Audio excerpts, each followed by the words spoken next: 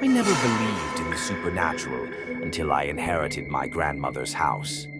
The old Victorian mansion sat at the edge of town, its weathered shingles and broken shutters telling stories of decades past. The house felt wrong from the moment I stepped inside. The air hung heavy with the scent of mothballs and forgotten memories. Every floorboard groaned under my feet, as if the house itself was protesting my presence. But it was the attic that called to me with an inexplicable pull. In the far corner, sitting alone on a small wooden chair, was the doll. She was unlike anything I'd ever seen. About 3 feet tall, with porcelain skin that seemed to glow despite the dust. Her dress was elaborate burgundy velvet, now faded and torn. Long auburn curls framed a face that was both beautiful and deeply unsettling. But it was her eyes that held me captive. They were made of glass, a startling shade of emerald green that seemed to follow my movements. Even in the poor light, they sparkled with an intelligence that made my skin crawl. I should have left her there, but something compelled me to move closer. When I reached out to touch her cheek, her skin felt unnaturally warm. That first night, I dreamed of dancing. In my dream, I was in a grand ballroom filled with elegantly dressed people from another era. In the center stood a man I somehow knew was dangerous, tall and gaunt, with sharp features and eyes like black holes. When I woke, I glanced toward the mantelpiece and my blood ran cold. The doll was no longer facing the room. She had turned to face my bedroom door, green eyes fixed directly on me. The layer of dust was gone. Her porcelain skin gleamed as if carefully cleaned. The next few days passed in an increasingly surreal haze. No matter where I went, I could feel her watching me. When I worked in the kitchen, I'd see her green eyes tracking my movements. It was on the 4th night that I first heard her voice. A soft whisper drifted through the darkness. "David," my name spoken in a voice like silk and shadows.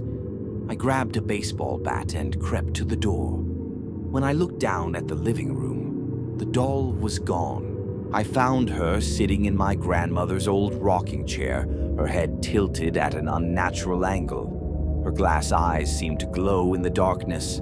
Most disturbing was her smile, wider now, showing tiny pearl teeth. "David," she whispered again, though her lips didn't move. "Come closer." When I was within arm's reach, she spoke again. "I've been waiting for you." This time I saw her lips move. The painted mouth opened and closed with mechanical precision, but the voice was fluid and alive. The voice of a young woman, cultured and refined. "You're not real," I whispered. Her laugh was like breaking glass. "Real? Oh, David, I'm more real than you could ever imagine. I've been trapped in this form for over a century, waiting for someone with the right sensitivity to hear me." She told me her story in fragments.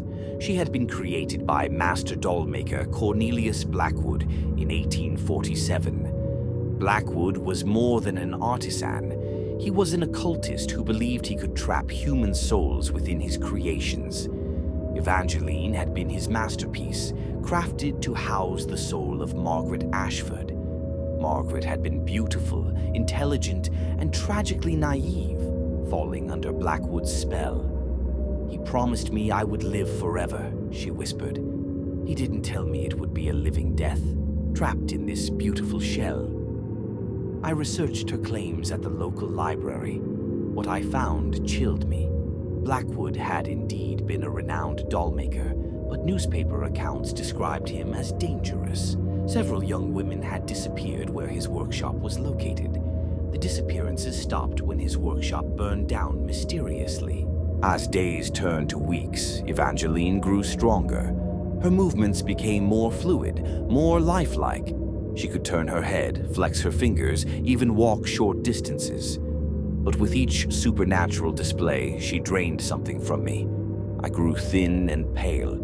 "You're dying," Evangeline told me matter-of-factly. "The connection between us is draining your life force to fuel my awakening." I tried to escape.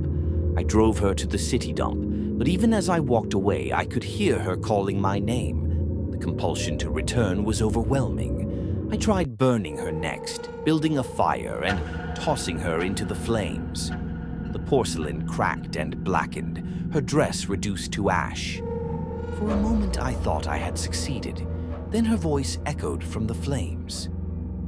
"Fire cannot destroy what was never truly alive," she said with amusement. As I watched in horror, the fire revealed her sitting in the ashes, completely restored. I found the truth in my grandmother's journal, hidden in her desk.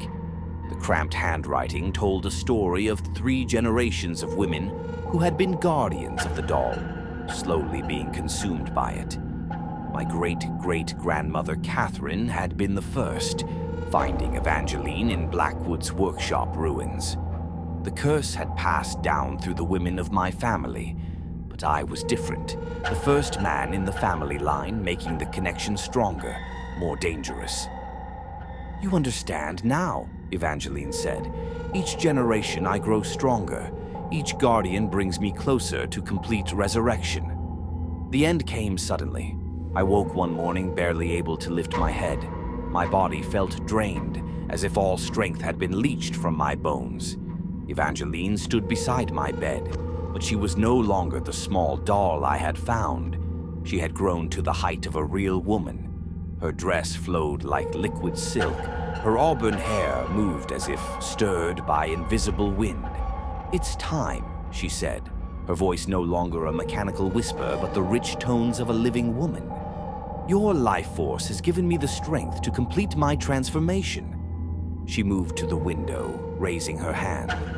The glass shattered outward without sound. Cool morning air rushed in, carrying scents of flowers and rain. She stepped onto the sill, her porcelain skin gleaming in sunlight. "Goodbye, David," she whispered. "Perhaps in the next life we'll meet under better circumstances." And then she was gone, leaving only tinkling glass and echoing laughter. I survived, though I'm not sure I should have. The connection severed when she achieved independence, and slowly my strength returned. But I was changed, marked by the experience in ways that may never heal. The house stands empty now. Sometimes I drive by and see lights in windows, though I know the electricity was turned off. Other times I see a figure watching from the attic window, a tall, elegant woman with auburn hair and knowing green eyes. I've heard rumors of strange disappearances in neighboring towns, young people vanishing without trace. I know it's her, spreading her influence, seeking others. And sometimes, in the darkest hours, I still hear her voice calling my name from somewhere deep inside my mind, where her consciousness once touched mine. I'm telling you this story as a warning. If you ever find something beautiful and inexplicable, something that calls to you with irresistible pull, be very careful. Not all treasures are meant to be claimed, and some mysteries are better left unsolved.